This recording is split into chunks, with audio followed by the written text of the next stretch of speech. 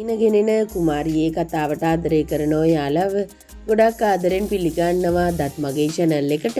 මම අද ඔයාලත් එක්ක කතා කරන්න හිතුවේ.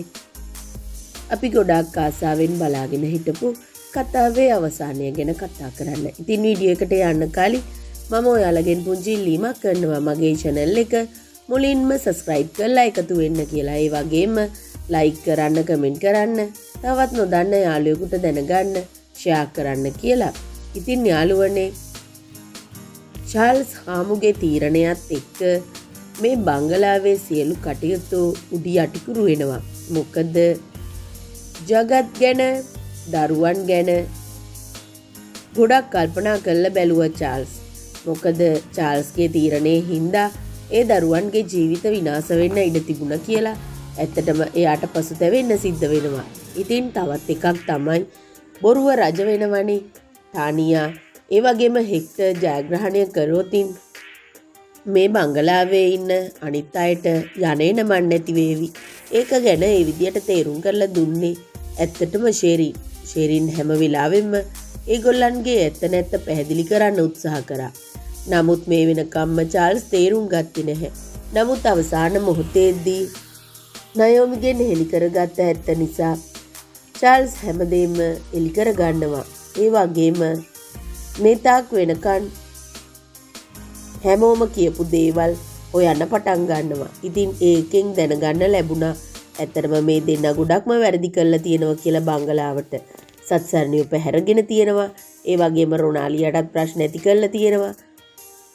චාල්ස්ටත් වෙඩි තිබ්බා. මේ වගේ සිද්ධි ඔක්කොටම හෙක්ටර් වැරදිකාරයෙක් වෙනවා. මොකද එයාලේ කරපු වැරදි වලට දඬුවම් විඳින්න දැන් හොඳම කාලය ඇවිල්ලා. ඉතින් මේ ටානියාගේ වෙඩින් එක කියලා කිව්වට චාල්ස් ඇත්තටම සත්සරණිට පැහැදිලිවම කියනවා බොහොම ලස්සනට සූදානම් වෙන්න කියලා. ඒ වගේම ජගතුත්.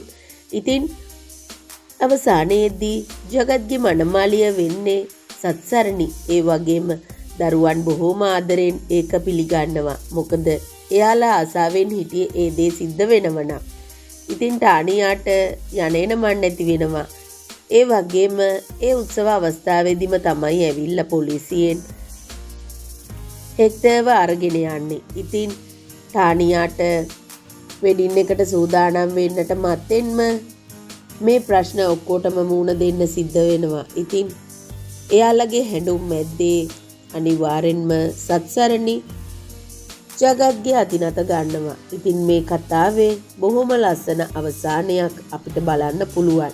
ඒ වගේම ජගත් සත්සරණි එක්ක බොහොම සතුටින් දරුවනුත් එක්ක ලස්සනට බංගලාවේ ජීවත් වේවි. ඉතින් මේ සියාවත් ආච්චිත් බංගලාවෙම දිගටම දරුවන් එක්කම ඉඳී කියලා දරුවෝ බොහොම සතුටු වෙනවා. ඒ වගේම මේ හැමෝගෙම සහයෝගයෙන් ආදරෙන් බංගලාව බොහොම සතුටින් පිරී යනවා. ඒ වගේම ටානියාටත් හෙක්ටර්ටත් අත්වෙන ඉරණම බොහොම කනගාටුදායකයි. හිරගෙදර ජීවිතේ අමාරුව ඒගොල්ලන්ට මේකෙන් පැහැදිලිවම තේරෙවි. ඉතින් ඔයාලට සුබම සුබ දවසක්.